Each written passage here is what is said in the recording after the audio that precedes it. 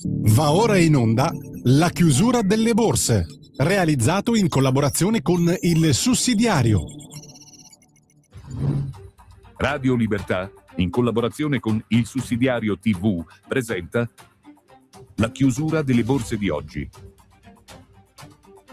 Buon pomeriggio e ben ritrovati. Con l'andamento dei mercati a fine giornata andiamo a vedere subito il FTSE MIB, che ha appena mietuto uno dei suoi record storici dal 2000 con 51.455 punti in chiusura a più 1,88%.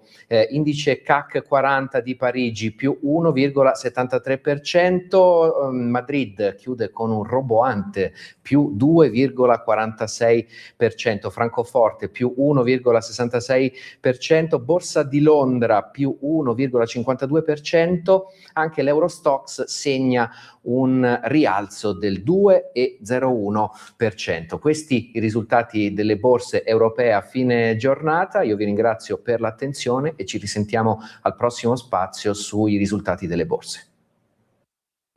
Avete ascoltato